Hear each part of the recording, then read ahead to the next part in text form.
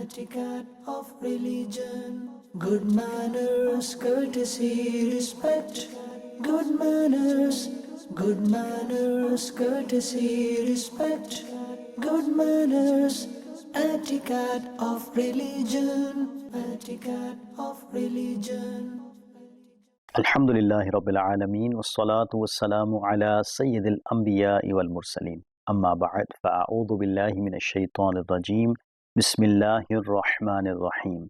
As-salatu wassalamu alayka ya Rasulallah wa ala alika wa ashabika ya Habiballah.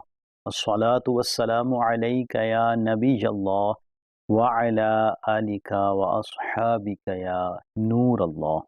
Alhamdulillahi Azza wa Jal, we are here once again presenting the program Islamic Etiquette. In this program, we present some Madani pearls about Islamic teachings and manners. In this program, we also hear about the Quranic verses, ahadith, and sayings of the pious saints on different topics. Our religion has ordered us to treat our relatives well and be kind to them. This is called maintaining the ties of relationship or maintaining the ties of kinship. In other words, treating relatives well and condemnation of severing ties have also been stated in our religion. My dear viewers of Madani Channel, in today's program, we'll listen to some Madani pearls about maintaining the ties of kinship. But before we proceed any further, let's listen to the blessing of Durood Pak. The final prophet, Sayyidina Muhammad sallallahu ta'ala alayhi wa alihi wa sallam said, "The closest to me amongst people on Judgment Day will be the one who will recite the most salawat upon me. Sallu ala al-Habib sallallahu ta'ala ala Muhammad sallallahu ta'ala alayhi wa alihi wa sallam." When we talk about maintaining ties of relationship, there are two words called Silai Rahmi. Let's listen to the definition of Silai Rahmi. It's displaying any sort of goodness or doing a favor. Rahmi means kinship or relationship. When you combine the two words together, it says Silai Rahmi. It is mentioned in Bahar Sharia. Silai Rahmi means to maintain the ties of relationship. In other words, being good to relatives and treat them well. For the pleasure of Allah subhanahu wa ta'ala, maintaining the ties of kinship with relatives and forgiving their misbehavior is a great ethical attribute, and there's a great reward for this in the court of Allah subhanahu wa ta'ala. In part 15, Surah Bani Israel, verse number 26, Allah subhanahu wa ta'ala says, وَآتِ ذَا الْقُرْبَى حَقَّهُ. Translation from Kanzul Iman, and give relatives their right. Allama Sayyid Muhammad Naeemuddin Muradabadi rahmatullahi ta'ala writes under this verse in Khazain al-Irfan, it means maintain the ties of kinship with relatives, treat them lovingly, meet them, inquire about their condition, and treat them well. There are many benefits in maintaining the ties of kinship. Sayyidina Faqih Abu Lays Samarqandi rahmatullahi ta'ala states, there are 10 benefits of treating relatives well. We get the pleasure of Allah subhanahu wa ta'ala. It makes people happy. It pleases angels. Muslim praises this person. Shaitan, Satan feels upset. Life increases. Blessing is granted in sustenance. Deceased Muslim forefathers become pleased. Love increases amongst them. After his demise, his reward increases because people pray for goodness for him. Allama Maulana Mufti Muhammad Amjad Ali Azmi rahmatullahi ta'ala states that maintaining the ties of kinship increases life and sustenance. And some scholars, rahimahumullah salam, have said, increase in life means that even after death, a reward is written for him as if he is still alive, or it means that even after death, people constantly remember him for goodness. Subhanallah, my dear viewers of Madani Channel, where we get this excellence and blessing of maintaining the ties of relationship. At the same time, the relatives also remain happy with the one who maintained the ties, and such people are honored in the society. The one who maintains the ties of relationship will get its reward in the hereafter, and he will continuously get its benefit in the world as well. I mean, this is such an action which contains both religious benefits and worldly benefits. About maintaining the ties of relationship, abundant blessings are quoted in ahadith as well. Once, the final prophet, Sayyidina Muhammad sallallahu ta'ala alayhi wa alihi wa sallam, was present on the sacred pulpit when a holy companion radiyallahu ta'ala who asked, Ya Rasulullah sallallahu ta'ala alayhi wa alihi wa sallam, who is the best amongst people? He sallallahu ta'ala alayhi wa alihi wasallam replied, the best person amongst people is the one who recites the Holy Quran in abundance, is more pious, enjoins good and forbids evil most, and maintain the ties of kinship. In other words, treats their relatives well. The final prophet of Allah, Rasulullah sallallahu ta'ala alayhi wa alihi wasallam has said, the one who believes in Allah Almighty and Judgment Day should maintain the ties of kinship. The final prophet, Sayyidina Muhammad sallallahu ta'ala alayhi wa alihi wasallam said, on Judgment Day, 3 people will be in the shade of Arsh of Allah Almighty.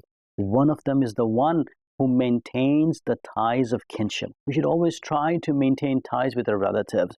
Allah subhanahu wa ta'ala says in the Holy Quran, وَاتَّقُوا اللَّهَ الَّذِي تَسَاءَلُونَ بِهِ وَالْأَرْحَامِ. Translation from Kanzul Iman, and fear Allah, in whose name you demand mutual rights, and be mindful of your blood relations. The final prophet, Rasulullah sallallahu ta'ala alayhi wa alihi wasallam has said, the one who severs the ties of relationship will not enter paradise. Allama Ali Qari rahmatullahi ta'ala writes under this hadith, it means that the person who considers severing ties of kinship is halal without a reason and suspicion is a non-Muslim and will remain in hell forever and will not enter paradise. Or it means that he will not enter paradise with those who will enter paradise earlier. Or it means that he will not even go with those who will get salvation from the punishment. In other words, first he will be punished and then he will enter paradise. Maintaining the ties with relatives is wajib, and severing the ties with relatives is a major sin. There are some levels of maintaining the ties of kinship. The lowest level is that he goes up being angry with someone and maintains the ties through salam and conversation. With respect to capacity and need, there are different forms of maintaining the ties of kinship. In some cases, maintaining the ties of kinship is wajib, and in some cases, it is mustahab. If in some conditions, a person maintains the ties of kinship, but not completely, we do not call it severing the ties of kinship. Trustworthiness, or trust, and maintaining the ties of kinship is an important aspect, is an important character in the life of a Muslim. And the final prophet of Allah, Rasulullah sallallahu ta'ala alayhi wa alihi wasallam has said, trust and maintaining the ties of kinship will be sent, so they will stand on the right and left of the bridge of Sirat. Mufti Ahmad Yar Khan Naimi rahmatullahi ta'ala states under this hadith, this will be the extreme honor of both the attribute that both of them will be made to stand near bridge of Sirat for intercession and complaint, because their intercession, salvation will be granted, and upon their complaint, accountability will be held. From this great saying, we learn that a person should certainly fulfill the rights of trust, meaning amanat, and relatives, because upon displaying deficiency in both, there is severe accountability. Salvation will be granted upon their intercession, and if they complain, there is an apprehension of falling off from the bridge of Sirat. My dear viewers of Madani Channel, where the order of treating the relatives well is given and its blessings are stated, at the same time, the contamination of severing ties with relatives and its disadvantages are also described in ahadith. In Tabarani, Sayyidina A'mash rahmatullahi ta'ala quotes, once in the morning, Sayyidina Abdullah ibn Mas'ud radiyallahu ta'ala anhu was present in a gathering. He said, by the oath of Allah Almighty, the one who severs the ties of kinship should leave so that we would supplicate to Allah Almighty for forgiveness, because the doors of the heaven remain closed upon the one who severs the ties of kinship. It means if he remains present here, the mercy will not be sent down and our supplication will not be answered. Allahu Akbar. My dear viewers of Madani Channel, what a severe punishment for those who sever their ties, that the doors of heavens are not open for them. My dear viewers of Madani Channel, the final prophet of Allah, Rasulullah sallallahu ta'ala alayhi wa alihi wasallam has said, on Mondays and Thursdays, the deeds of people are presented in the court of Allah Almighty.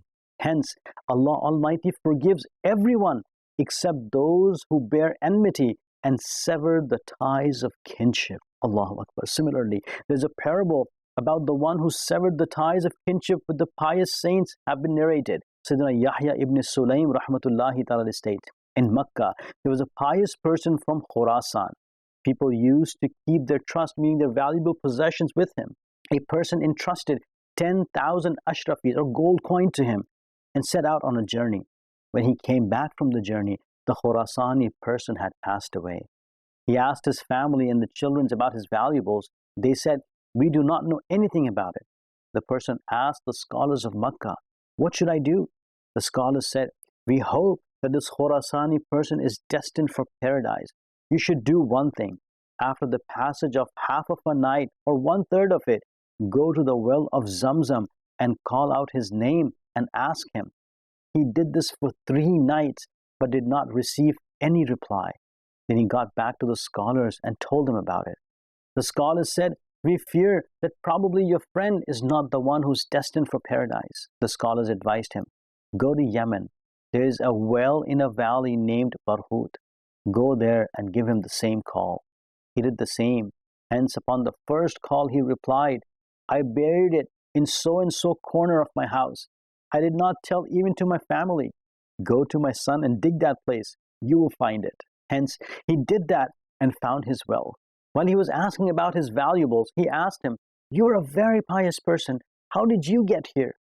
He replied, "Some of my relatives were in Khurasan, with whom I had severed the ties. In the same state, I met my death.